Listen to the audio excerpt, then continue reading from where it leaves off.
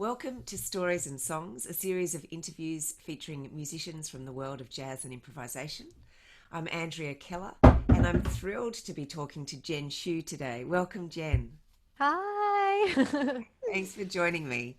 Yeah. Well, my first question is, what have been the pivotal moments or pivotal events in your musical journey? Um, it's funny because I was thinking about this. How am I going to narrow all these down? And it's almost like a zoom in and zoom out kind of perspective. So, I would say if I had to choose three, um, I think, you know, of course, I could talk a lot about my background and how important my parents were in kind of nurturing this kind of instant passion I had for music and dance and the arts. It was immediate. Ever since ice skating was the first thing I did, and that led into ballet at age 5, and then piano at age 6 and 7, ballet, and and then violin at age 8. So it kind of just happened very early on, and singing though came later at age 12. Um, so that foundation, maybe it's the most important thing, because without that, I couldn't have had these pivotal moments. Um, but after all this rich kind of rigorous training in Western classical music, um, at the same time, I was navigating being an Asian American, second generation, born in the U.S. with immigrant parents, and kind of how the racism early on in school really shaped how I was in, you know, learning all of this generally music from white male dead artists. Um, and now I'm in a position where I'm really looking at that and observing that and creating work, uh, looking at that childhood, and what it meant, and kind of the strange, disturbing aspects of that all.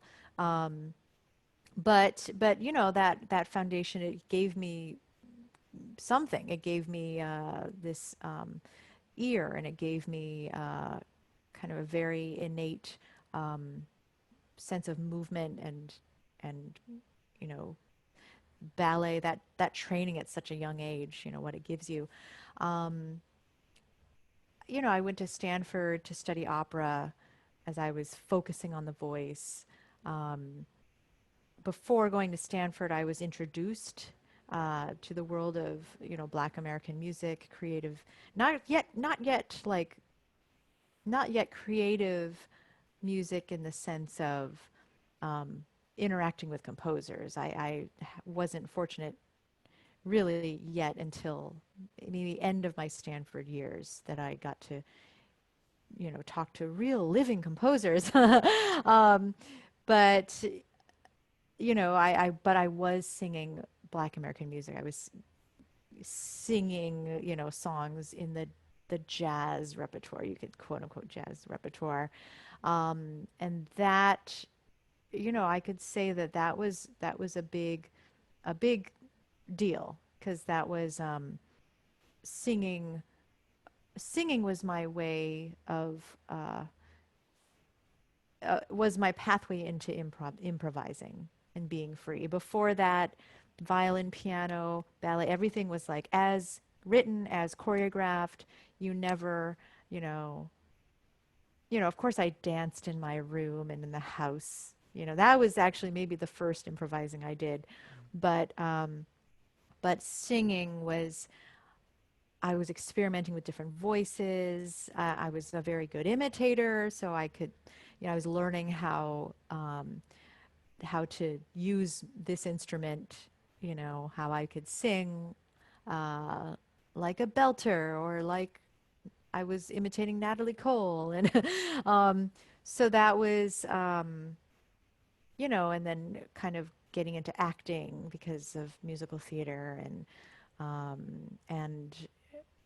so I think, and I remember singing for the first time because it was later. It was when I was 12. Um, Before that, I was just hiding behind instruments, and very shy. Again, I think the kind of the racism made me very insecure in terms of, um, people made fun of me as soon as I talked. So, and made me think that I had a funny accent, which I knew, now, of course, I had this perfect Midwestern accent, It's like, why are you making fun of me? Um, so, so when I sang, I remember when I started singing very clearly, it was this thing I did in secret at first, in the garage. Uh, it's smelly like gasoline smell, but I was singing in the garage when my parents were gone. Everyone was out of the house, and I could belt and pretend and act, in the garage. Um, so that was the beginning of kind of forming this imaginary world, that I was going to grow into. Um, it's taken a while to grow into a completely open and daring performer, an artist, because of all the kind of cages you're in and the boxes you're in growing up. So, so I would say after Stanford, meeting the amazing artists and activists in the Asian improv community in the Bay Area, in San Francisco, Oakland, and Berkeley, after Stanford, that was a really pivotal moment. And it was a good 3 years that I lived in the Bay Area. And I had all this Stanford training. I was supposed to go to conservatory, for opera, but I had this sense like, I don't know if that's really my voice. I don't know if that's, I was taking opera workshops and kind of listening to these really younger singers who had that voice, who really possessed that opera voice, and I always like, I don't know if that's really my voice. And Jennifer Lane was my teacher at Stanford, who's an amazing mezzo and taught me all this, everything I know about breathing. And I'm so lucky because that was a foundation that has influenced and kind of helped, I really believe, helped me learn a lot of different vocal traditions without injuring myself, like pansori from Korea. Um, you know, I I can approach it without developing nodes, So, um, very important foundation. But the time that I spent with those artists, Francis Wong, John Jang, Jenny Lim, um, in the San Francisco Bay Area, they were the first people really to tell me to look inward and look at my ancestry. Who are you? Or, your dad's from Taiwan, your mom's from East Timor. What does that mean to you? And because before then I was not interested. I was just Broadway all the way, or like I want to sound like Sarah Vaughan. I was not interested in my own ancestry. So they were the ones who encouraged me and gave me a model for how to connect those dots, especially as, which I think a lot of second generation, born in America with immigrant parents, a lot of kids like me, whether they're mixed or, um, you know, I consider myself mixed because my parents were from different countries, but essentially I look Chinese, but we were always that struggle of having had to assimilate, and just fit in so we wouldn't suffer from being made fun of. That that all that adjustment in those formative years, you know, it negatively, you know, it can negatively impact how you are in the world and how you navigate and definitely, uh, you know, so yeah, that's, I think it's something very common with second generation, um, you know, especially if your parents were not, uh, you know, they wouldn't call, I don't think my parents wouldn't call them activists, you know, they never raised these issues or made me aware of my racial identity, you know. um, yeah, it was more, I really considered merit, like, oh, I'm a good artist, so that's how I can prevent people from making fun of me, you know. It was that kind of approach. So, you know, when you know, after the Bay Area, that was such a crucial time because I also, not only was I more aware of, um, you know, my racial identity and my ancestry and my, you know, valuing my parents, their stories, you know, and their parents, and what about my parents, and um, not only was I developing that awareness, but also I was integrating all my kind of artistic skills. I was Now I was singing and dancing at the same time. I was playing piano and then going straight into dance, you know, or so I began, or I was playing violin and moving and singing so all those things happened then at that time, and you know, that only was possible because of the community I was in, a very experimental, um, you know, nurturing, diverse, uh, activist community that I was, you know, suddenly making work, you know, creating in. So, you know, and people who called me out on things, you know, when I would try to, you know, I'll never forget this one friend of mine, Leon Lee, who's a flutist. Um, I think he's in China now, but anyway, he was in the Bay Area and very involved with Asian improv arts, and helping organize. He played on one of my gigs that was a restaurant gig I had at the time, um, in San Francisco. It was a fancy, like, fusion restaurant called Chaya, and where they made like Asian fusion food, you know. so, and it was a gig that my boyfriend at the time, he helped me get because he was friends with the owner, you know, and so, or the manager, I can't remember exactly. But anyway, I had this weekly gig. I had, yeah, I one week I would do my salsa. I would invite my friend Jimmy Biala, who was a Filipino percussionist, and he had a salsa group, not salsa per se, but just um, you know, we did a bunch of different things, but basically centered around Afro-Cuban and Afro-Brazilian music, you know. And so I sang a lot of, you know, MPB standards, and but also like boleros, and so we'd have that twice a month, and then the other alternating weeks I would kind of bring in my own projects with my own band, and where I was trying to figure out this, like, okay, well, I love jazz. I have this other musical background. I'm starting to arrange these Taiwanese folk songs, and I'm starting to, um, you know, dance and bring it all together. So that was like a kind of experimenting, but in this very strange restaurant vibe.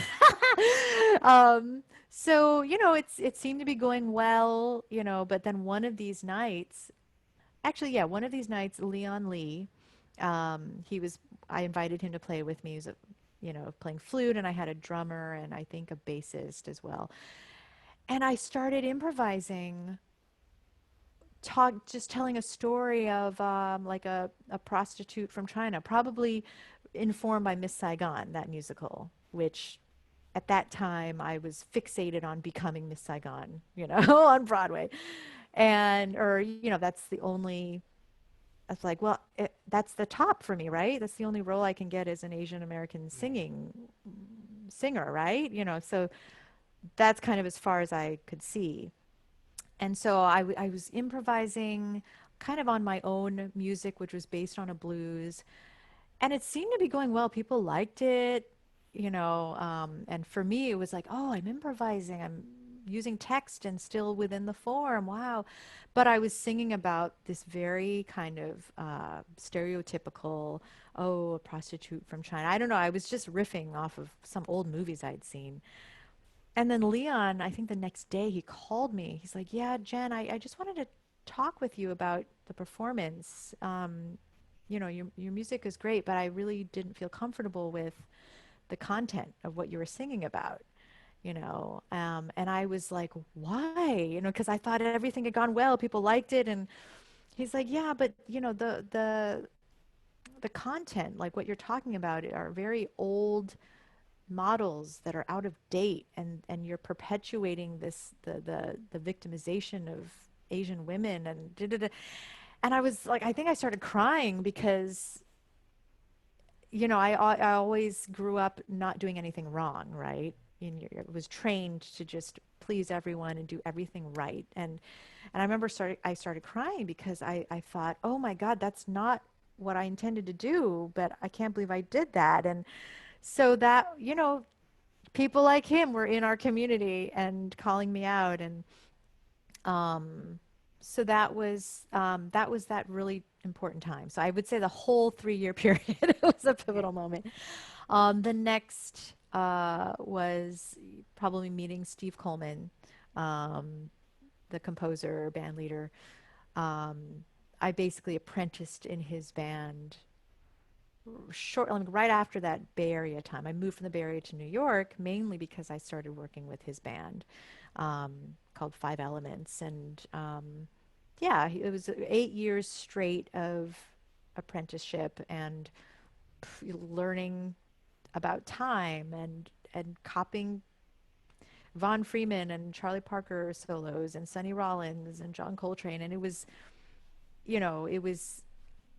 very intense. And I was on stage kind of figuring things out with his band there and on these like stages I'd never been in. It was my first time on tour. It was the first time I had my own hotel room on the road. It was all those firsts was all in the context of singing with his band. So I would say that was a hugely pivotal moment, meeting him and um, he really expected me to sing, like to know all the information that everyone else knew.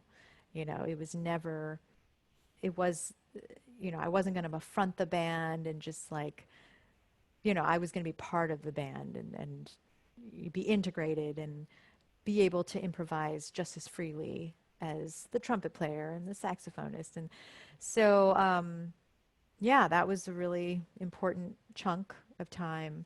Um, the next important venture was I got a Fulbright to study in Indonesia, um, and this was kind of this long journey that started, uh, doing research first in Taiwan, then in China, and then finally to East Timor. So this was it's something that I wanted to do from those Bay Area days, because the urging of my mentors, um, you know, check out where you came from. It's probably some really interesting stuff there. So I had this strong feeling like I have to go to Taiwan. I have to meet all my dad's relatives. I have to have the Joy Luck Club experience. I need to know more about this indigenous music from Taiwan. After hearing an album that I bought at Amoeba Records in San Francisco. So that grew out of that time, so, and then just kind of to move forward with that, Steve was the one who gave me the push. And, I just went without a grant at first. I just made it work. You know, I made it happen. And yeah, he was really the one who said, Jen, what are you waiting for? Like, either you go to Taiwan or you move to New York, but you had to do something because you're just floating in this space of wanting to be a jazz singer, but, you know, not really uh, focusing on your own work or your own journey. You know, I was kind of just wearing the dress and playing maracas and singing in Spanish because it seemed to entertain people. You know, I wasn't really trying to write my own music and find my own voice. And um, yeah, so that was incredible. I went to Taiwan, um, right, and I went to Cuba because I wanted to know more about the Chinese migration, the history of that to Cuba, and to connect. You know, I was obsessed with Cuba anyway, with, you know, Afro-Cuban music, but like, oh, there's this whole history of Chinese indentured laborers who basically toiled alongside the enslaved African peoples in the 19th century, um, because the colonizers needed more labor, you know.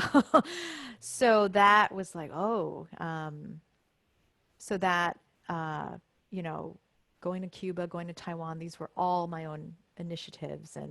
Um, and then moving to New York right after that, you know, and then later going to Taiwan, finding a grant, um, spending more time there, getting my Mandarin better.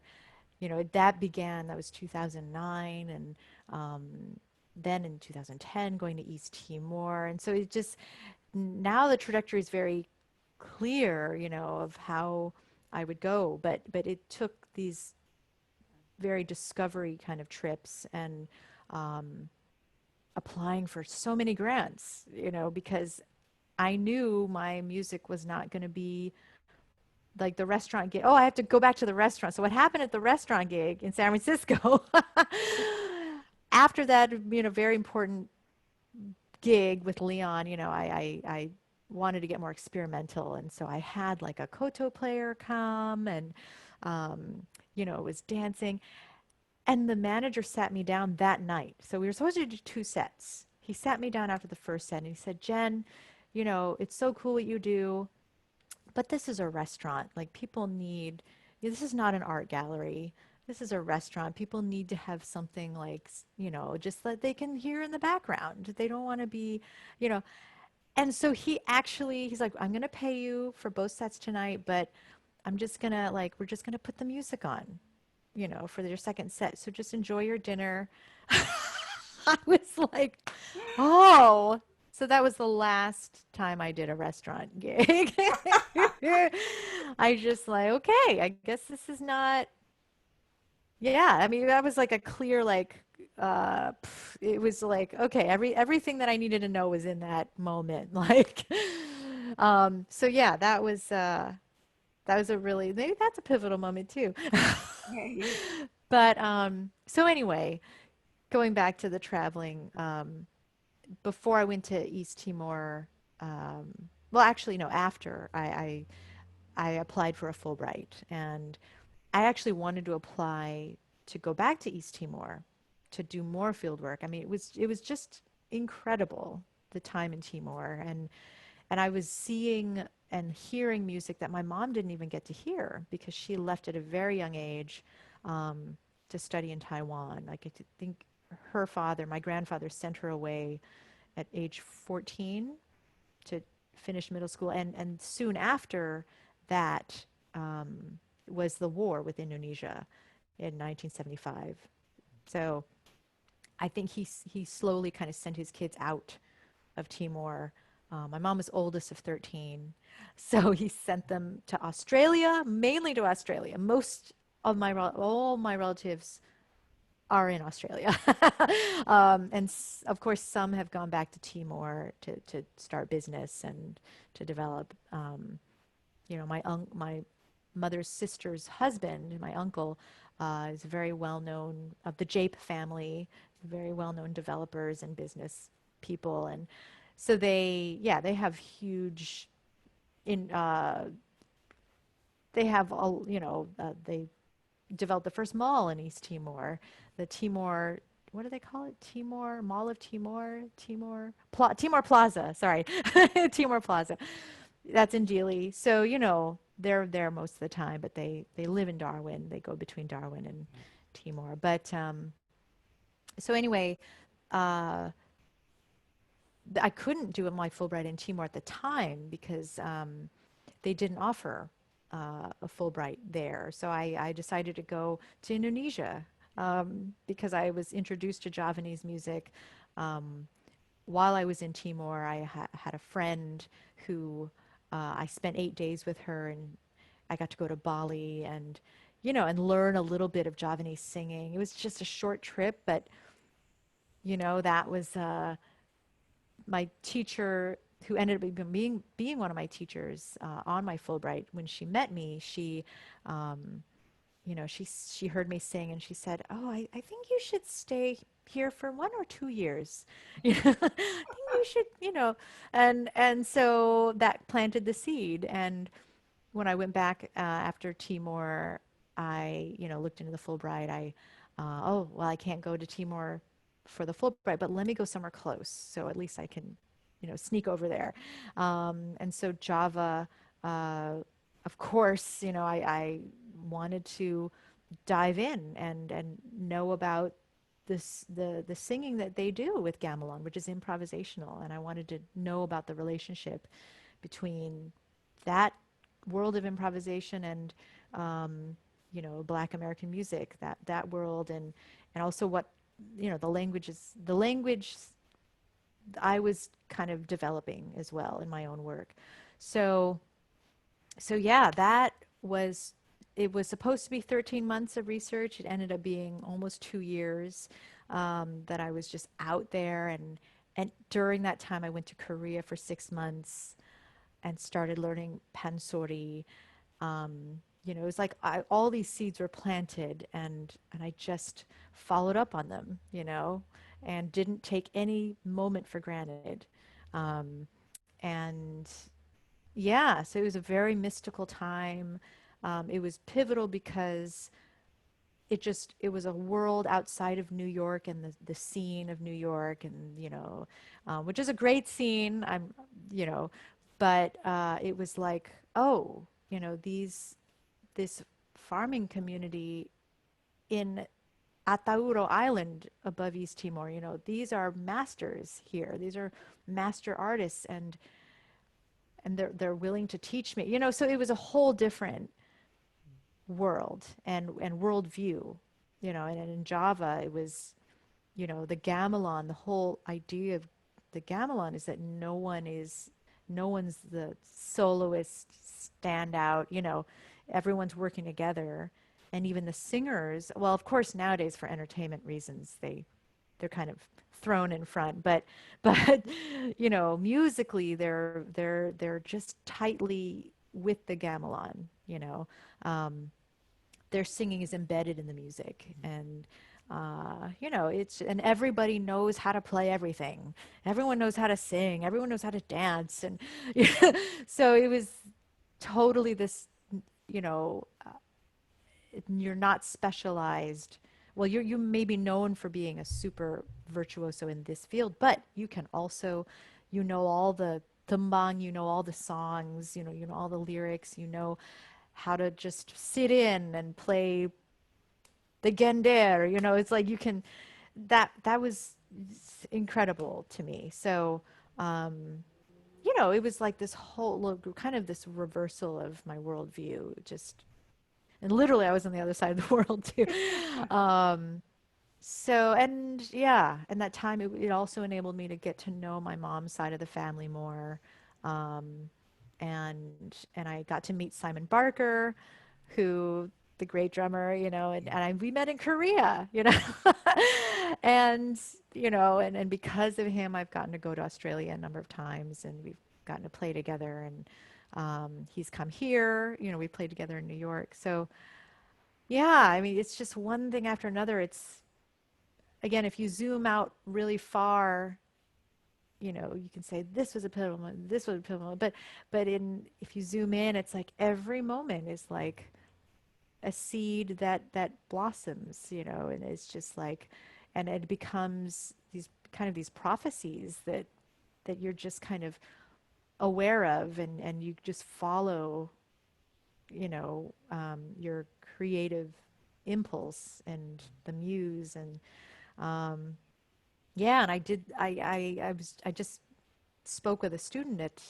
University of Michigan, and I never went to school for jazz or creative music. It was just something I discovered after Stanford, and it's kind of in terms of the young women out there, you really can form your own path and your own music. It's like the same thing. You're forming your own path. Like, so, Henry Threadgill used to say, the wonderful composer, saxophonist, I got to be part of one of his workshops, and he's been a mentor for all the time that I've been to New York. But he said at one of these workshops, he said, if you want to create original music, and you want to, do your own, create your own language and your own musical world, you have to live in an original way, like it's not going to be like you're going to be in this system, and you follow the system, and then suddenly your music's going to be this outrageous music. You kind of have to, you're gonna have to go off that path in your life. You're gonna have to just forge, do some bushwhacking, and cut down trees and get cut and get poison oak. You're gonna have to do that if you're going to create something, that hasn't been created before. Of course, out of a tradition, out of many traditions, but all we're doing is synthesizing kind of everything we're absorbing anyways. No one can create out of a vacuum, I believe. So yeah, so that's in a nutshell. Those are some pivotal moments. What an inspired journey. Thank you for sharing that with us. So, yeah. You've already sort of touched on this, but what have some of the obstacles been that you've had to overcome, and how have you dealt with them? Yeah, yeah. I think most recently, in terms of the dealing with, I think being an Asian woman in the industry, has um, it's it's it's it's been a journey of trying to really shed the things that I was brought up in, meaning which I touched on before, the constant seeking of approval, the obedient, the submissive, always making everyone feel comfortable, serving the fruits, and, all of that. Um, I'm not saying that my parents really trained me in that. It's just stuff I observed. It's just stuff like even visiting my relatives, like that's what the women did. They cut the fruit in the kitchen, and while the men talked outside, they would prepare, and then they would bring it out, and then, like, when everyone was done, they would clean up while everyone got to discuss the big political topics of the day. They would clean up, and they'd go back in the kitchen, and all the women would gather in the kitchen and just, you know. So having to kind of break out of that is still, it's still, it's something that I'm always trying to overcome. And what makes me happy is that those, hopefully, the young women who are like generations below me are growing up in a different world where maybe it's reversed even, in their household. And that's beautiful. But, that was definitely, and encountering, men in the field who, maybe just would do inappropriate things, and you'd have to deal with it. So those are kind of very known stories. whether it be sexual harassment, whether it be just like uncomfortable, kind of not appropriate things, boundaries being crossed, which shouldn't have been crossed. So in terms of action and how I've overcome them, um, there's nothing more powerful than collective action. So I'm very fortunate to be um, one of the members of the We Have Voice Collective, which created the We Have Voice Code of Conduct for the Performing Arts. So you can go see it, wehavevoice.org. Um, so very, powerful group of 13 or 14, non-men, I guess, you could say, and, artists in the kind of creative music world. Yeah, we came together, wrote that thing, and in the span of maybe 6 months, from discussion until our release of the document. And yeah, I mean, that's powerful. And that's a way of overcoming, not, you can't erase things that have happened and you can't prevent everything from happening, but you can raise awareness. You can have a model, like if I had seen that code when I was in my early 20s, just having moved to New York, maybe, wow, maybe I would have, done so many things differently and not have compromised in a lot of ways, or not have put myself in these weird situations with male mentors,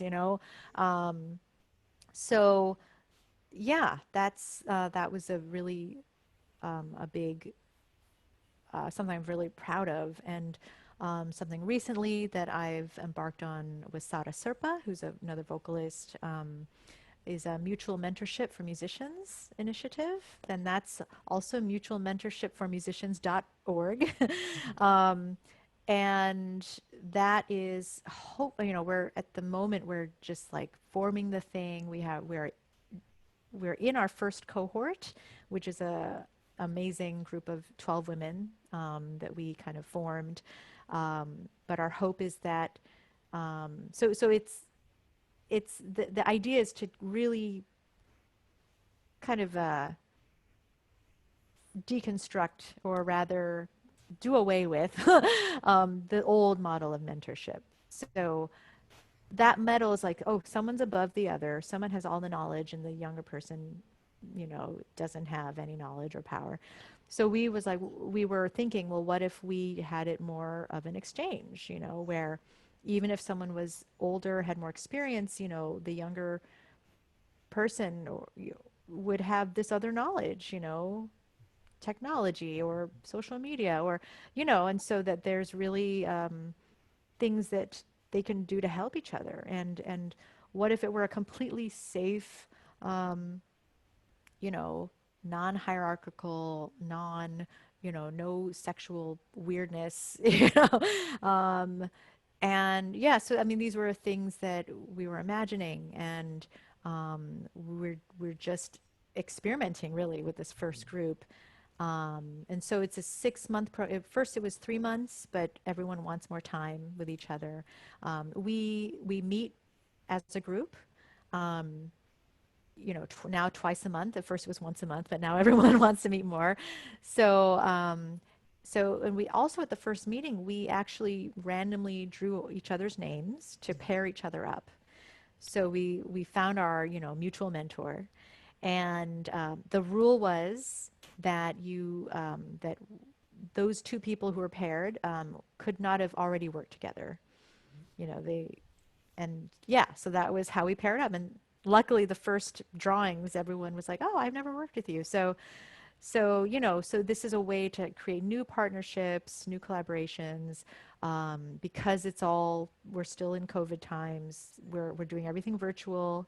We're doing a performance, 2 performances in December, basically because there's 12 of us, so we'll go 6 and 6. 3 duets each night, and maybe some quartets. We're still coordinating with each other, but so that's going to be happening in December. And we have our duo meetings kind of as our schedules allow. So I've already met with, my duo partners, Sumi Tonoka, who's an amazing pianist composer. And we've had many talks about everything, you know. And yeah, and so we're basically going to create a work together. And so Sara and I are just mainly working on funding, getting the money, getting the donors, because every artist should get it at least $500. We're trying to have it so in the future everyone gets 1,000, each artist. So yeah, that's a pretty incredible thing. And we're making sure that half the group right now is 50% Black women's, I should say. And we're focused on diversity. We're focused on people who don't all live in New York. Let's have them live in other places. At the moment, we're figuring out, like, are we going to have it global? Because right now we have a wonderful drummer who's in England, from England, and and that's mainly a funding question, because some grants, they only the ones that we're looking at are only funding American artists. So we have to decide, kind of which way we're going to go. All these decisions that Sara and I have to make. But that's a way of overcoming, this, like, oh, things aren't balanced the right way. Let's create something that will help, get that balance more, equitable. So yeah, so those are Fabulous just a couple initiative. of things. In terms of our arts, artistic and creative, so this recent solo show I've been doing, which I was touring before the pandemic hit, it's called Zero Grasses, and it's actually uncovering all these childhood memories. And it's because it's most of the libretto, almost all the libretto is of my diaries, and that were given to me when my father passed away last year. And so it's an homage to my father. And I dug up a lot of, just looking through all these diaries, there's this song that I composed called When I Have Power. And the main question in this little part of my diary that I just wrote, why is there racism? Why did he call me by my race? And so the melody, I just like, why is there racism? Why did he call me by my race? This world is so confusing. I took a good long look at myself and saw through my face and into my heart and soul. It was beautiful and nothing to be ashamed of. Anyway, enough of that. So, but it goes into like, the date of the, October 11th, 1993, I'm 15.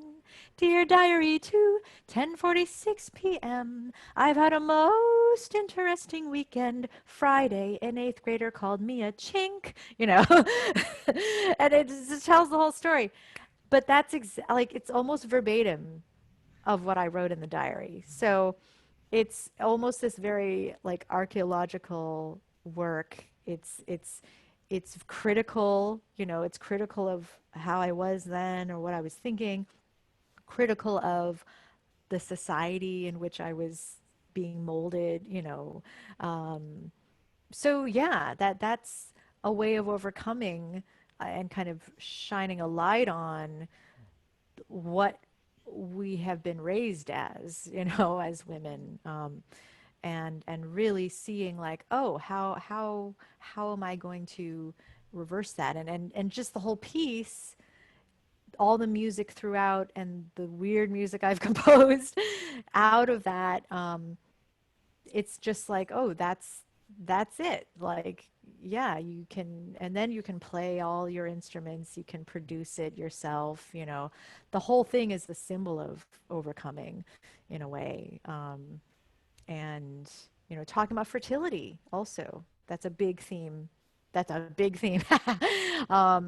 Freezing, egg freezing, cryopreservation. That's the first scene, uh, although we're altering it a little bit now, but the first scene originally was me portraying both the fertility doctor and myself, switching between characters in this crazy and really true uh, appointment that I had with him, where he was eating a sandwich during the whole consultation and just like saying these ridiculous things, but very observant. Like he noticed that my boyfriend at the time was not with me.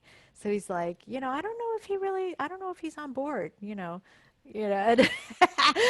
and I don't know and then at the end of that scene, realizing, in order to do an egg freezing, you need to have 2 weeks, 2 solid weeks at home. And and in the show, and it's just exactly what I did in the doctor's office, my schedule was full. I was touring, right? I was just like doing my music thing. I was 40 at the time of that appointment, I believe. Um, and I was just like doing my road, like being a musician and just like, and going through my whole calendar. Like, I think our appointment was April or March or something. And I didn't have an open spot of 2 weeks until January, you know? And then, like, would that even be lined up with my ovulation cycle, and my period? And so that, so then the doctor was, well, I think we kind of added some lines, but he's like, yeah, so you're busy. Are you sure you really want to have kids? Like, you're going to have to slow down your career. You know that, right? And so that's a theme in the show. And that's something, that I was grappling with right up until the pandemic. And strangely, because of the pandemic, I've been able to do some IVF cycles and, confront this issue head on. But, like, kind of it's a real life, so all of the messages in the show are very real and personal and very present, and talking about our ambition versus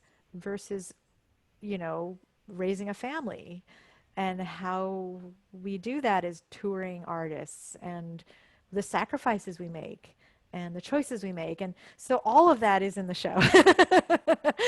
And in a way, it's helped me process kind of the difficulty, because that one egg in the show, it ends with me being able to freeze one egg, and well, it's only one, but at least it's not zero.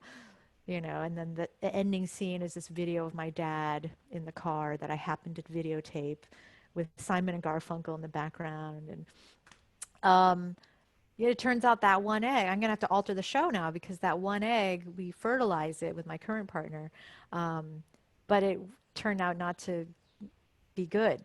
It was genetically not, it didn't even make it to day 5 for genetic testing. So, it's like this is reality. And so on my social media, I talk about fertility very openly, because I want my, younger colleagues who are women's to know, there's a balance that you need to find with your career and your ambition, and take some time to learn about your body and figure out whether you have fibroids or whatever, which is something I just wasn't paying attention to until it was, it's a little late. 42 is a little late, but not impossible. So, all of the show is kind of giving me hope and a way to find humor, and a way for me to, that's what the arts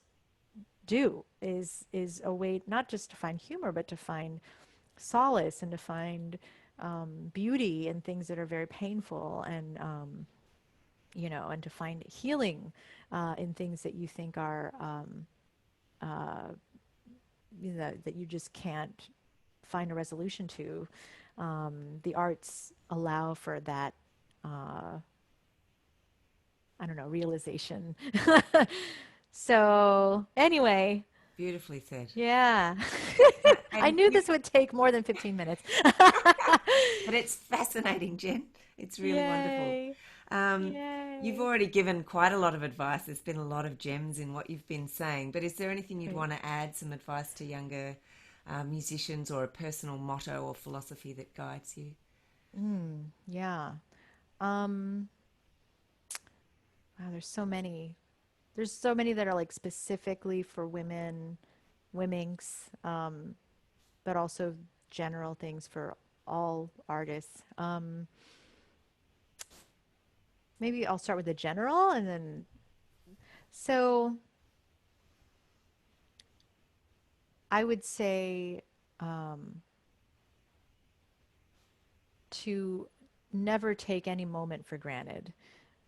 You know, the seeds that I talked about that were planted, you know, there was a one of the singers I was learning from or, you know, recording in Taiwan. He was from the Ame, they call tribe still, but Ame Zhu in Mandarin, Zhu is like group.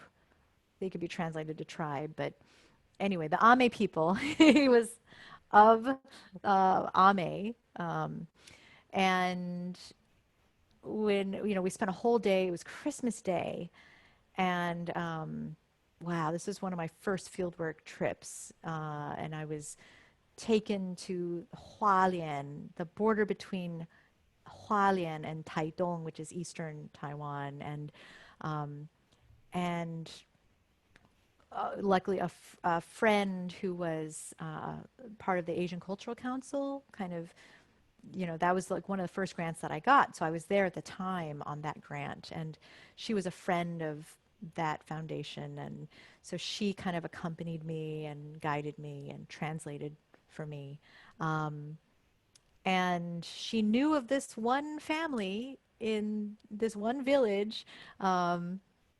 And she, so we stopped by and we spent the whole day. You know, it started out very slowly where she was trying to explain how I was wanting to learn. Like my dad was from Taiwan.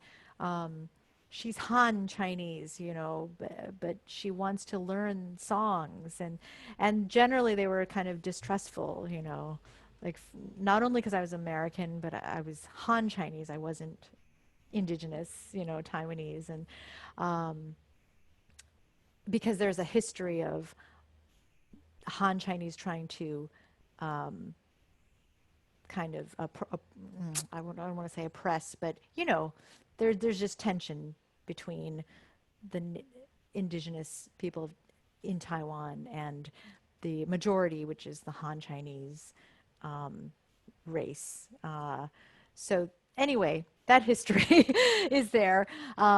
But you know, over time, like we started trading songs. Like I would sing something, and then they would, you know, sing something, and slowly, you know, they could see that I was very sincere. And finally, they said, you know, she's here from very far away. We should we should show her a demonstration of the festival that they do every July, um, which is a harvest festival. And so everyone, you know, and these are all the elders, right? And they just, luckily, they happened to be there because it was Christmas Day, and they were all just waiting for food. You know, they were all just waiting for their big Christmas lunch, you know. um, and it was December. It was not cold at all because Taiwan is subtropical. Um, so that luckily they were all gathered there. It would not have been the case if it weren't Christmas, you know. Um, so then, like, they just moved all the chairs. Usually in these dances, all the elders, they sit in the middle. So they, you know, they had all the elders sit in the middle, and then they dressed me and my friend and the young, you know, Ame, they call Danyu, which means big cow. And anyway, that was his nickname. So they dressed him up as well, who was, you know, part of that family, the Ame family.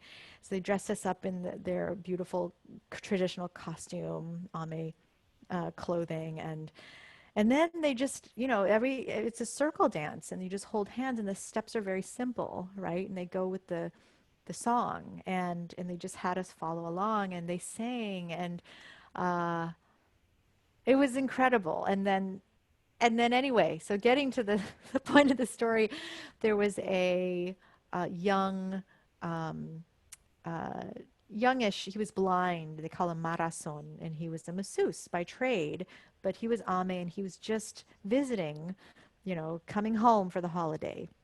So from Taipei, he worked actually in Taipei as a massage therapist, and was just in his village, just for the holiday. And so he came, and everyone was like, "Oh, Marason is here, Marason is here," and he had this beautiful voice, like very like almost operatic, that they wanted me to hear. And it's so funny when they were explaining to him who I was and why I had come. He immediately, and I have the video still of it, he immediately started going, "Oh, me." Like he started doing warm-ups. It's so funny. It's incredible. So anyway, and actually the songs he knew were very like a lot of songs influenced by Japanese melodies, because Japan occupied Taiwan for a good 50 years, around before the time of World War II. Um, so anyway, so we followed him because he said, "Oh, I'm going to go back to Taipei. You just come with us in the car." So my friend and I thought, well, that's great. We can get a free ride back to Taipei. And but he's like, "But wait, I need to stop by my friend's house just for 5 minutes." And in Chinese and Mandarin, it's 5分钟. 5分钟, it means just 5 minutes. So he's like, "We have to stop by." So we went to this house. They had all this food, and they welcomed him in, and they're like, "Oh, come and eat a little bit before you go." And we were there for like half an hour, and and we knew that there was a bus schedule as well, so we were like keeping an eye on that just in case this ride didn't work out. So anyway, so we finished that, and I'm worried about how we're going to get back to town because there's kind of no place to stay. There's no hotels there, and so then he's like, "Well, oh, let's stop by. Oh, we have to stop by and do some karaoke, and at my friend's place." And then so every place he's like, "Just 5分钟, just 5 more minutes, just 5 minutes." And we stopped by at least like 3, 4 houses before we realized, okay, this guy's not leaving. We better get on a bus and go back to Taipei on our own. So that's what we did, and then I later got to see him in Danshui, which is northern Taipei, which where he did his massage therapy. So I got to visit him at another time, and but I'll never forget that. Just 5 more minutes, So just spend that extra time because you will learn something, you know. I mean, I have so many mystical stories about how I took the time to spend the 5 minutes and how that led to the whole 2 years. Like, I'll give another quick example because it's such a great story. So I was at near the end of my Fulbright. So I was in Indonesia, and I actually, my money had run out in terms of the funding, right? I was past my 13 months where they would just keep giving the money. But I had savings, and I felt like I wasn't done learning. Like I wanted to learn this very beautiful tradition called ledekan, which is Javanese singing plus the dance. So, and it wasn't really done a lot anymore because it's difficult. And so that's what I was like hanging on to learn from the Mangkunagaran Palace and the teachers there. So I was just hanging out then for another extra, however many, 7 months extra. And I just decided to help out my Javanese dance teacher at her yearly concert. I went up to, so I lived in Solo, Surakarta, and about an hour away is Jogjakarta. So I took the train to Jogja, and I decided to, just help out past programs, just help her out in any way she needed. And at that, and it was a concert and it was a conference, like it was like some talks and panel discussions before. So I was just there as a spectator and enjoyed panels, and there was this guy who, his name's Garrett Cam, and he's Hawaiian. Well, he's from Hawaii, but he's like mixed Chinese and um, also, anyway, it's hard to describe, but he was a student of my teacher's late husband, um, named Rama Saz, so very famous teacher, and she was much younger than him, so he passed away quite a few years before. Um, and anyway, so my teacher, her name is Bu Sutia, and so this student and Garrett Cam, he was already a very seasoned Javanese dancer, had been learning from their family for I don't know how many years, 10, 20 years or so. He was already dancing regularly at the Kraton Palace in Jogja. He lived in Bali. You know, he was well established in Indonesia. He happened to be there. He was on the panel. He also was performing, and yeah, he was just there. And we started talking, and he just said, "Oh yeah, you know, I've studied some Okinawan dance. I've also studied some Korean dance. I was in Korea, you know, some program where I got to learn traditional Korean dance." I said, "Oh really?" Because before I even went to Indonesia, I'd heard pansori for the first time. I saw the films of Im Kwon-taek, who's the filmmaker, famed filmmaker from Korea. I also watched the Simon Barker documentary, I should say directed by Emma Franz, which featured Simon Barker, called Intangible Asset Number 82. I had seen that, and so I was already like thinking, how am I going to get to Korea to study pansori? And so this, when he said, yeah, I studied Korean dance in this program, blah, blah, blah, I just was like, really? Can you tell me more about this program? And so he sent me, and this is, keep in mind, at that time, it was like the first time I had met him, and it was the last time I had met him, you know, before I did see him, luckily, in Hawaii.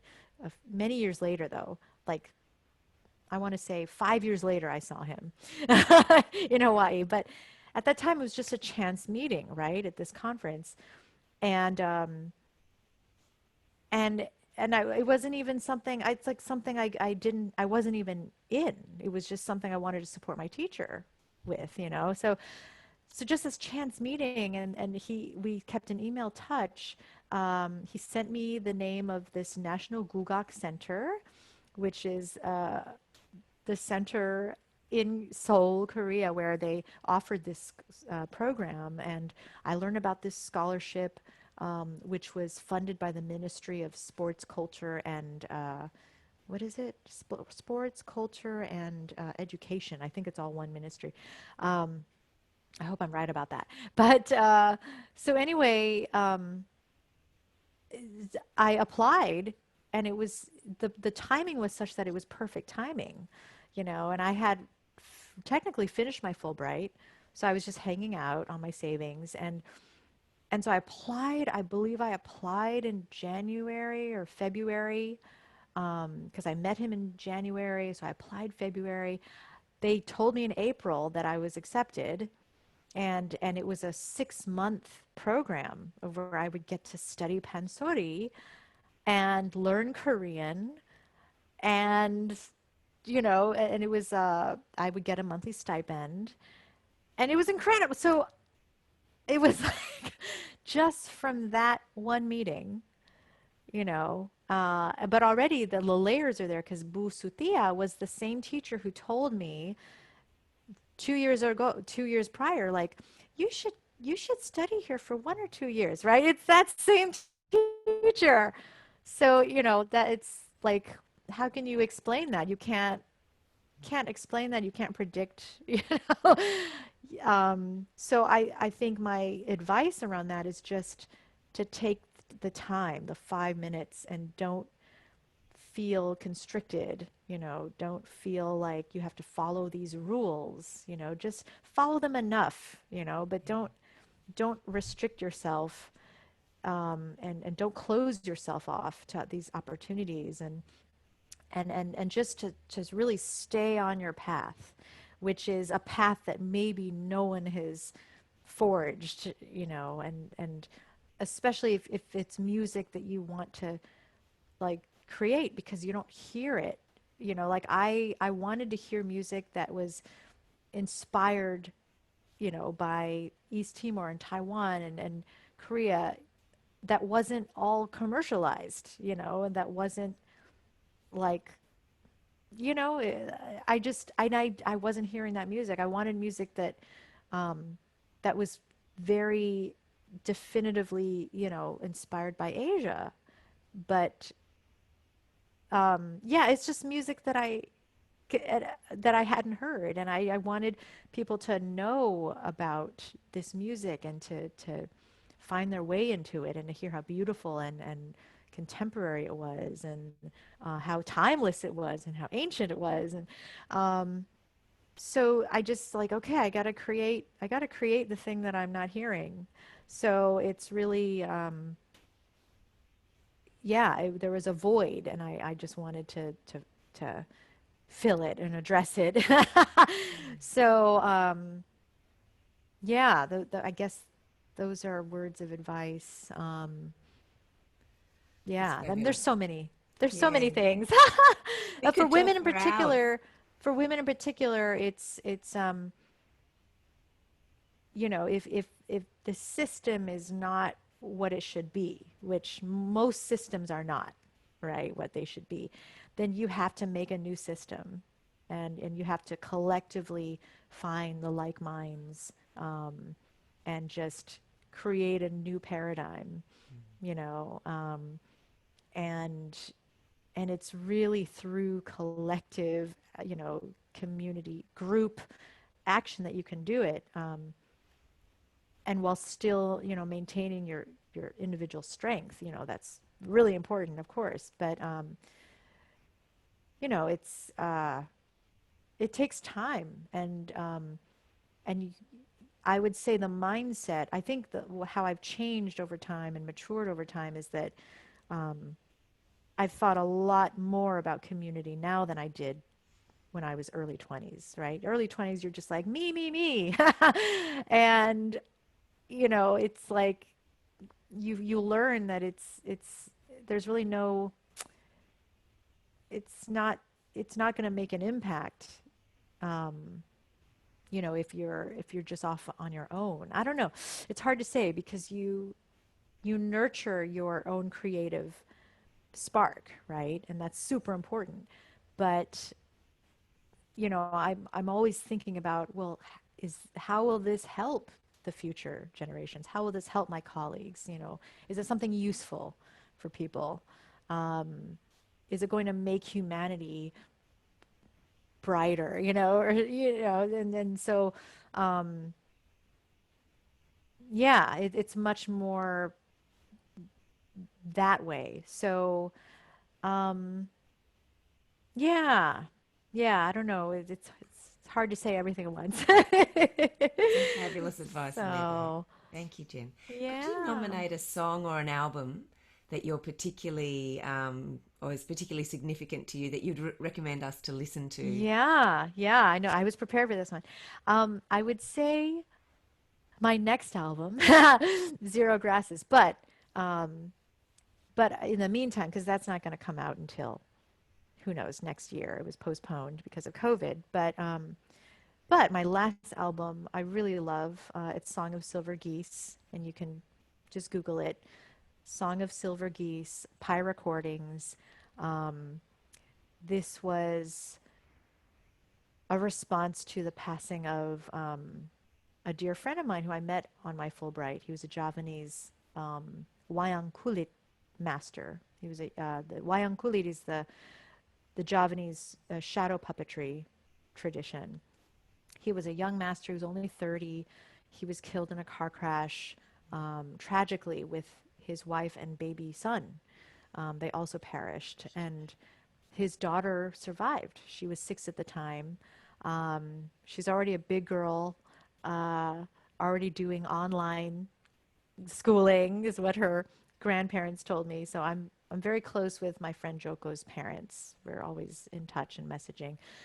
So, you know, the loss of him to the community was devastating, the loss of his family. He was like the most, he's one of the most promising young gamelan musicians, from Solo, from Surakarta. And so it starts with that car accident, and it focuses on his daughter who survived from his family. Her name is Nala, and takes her through this is very feminist journey. Kind of it goes through her meeting Timorese-Taiwanese-American kingdom woman warrior, and also to the Korean shaman known as Baridegi, who is the mother of all shamans. And so she kind of, in an abstract way, meets them and sees how they kind of overcame their difficulties. And she, ends with, oh, it's a beautiful story, but so people will have to check it out. But all the lyrics are in the physical album. They can buy the physical album through Pi Recordings website. It's also downloadable, but that doesn't have the translations. So I would recommend the full album, because it's in Javanese, it's Indonesian, there's Mandarin Chinese, there's Tetun, which is Tetun Wehali, which is from Timor. What other languages are in there?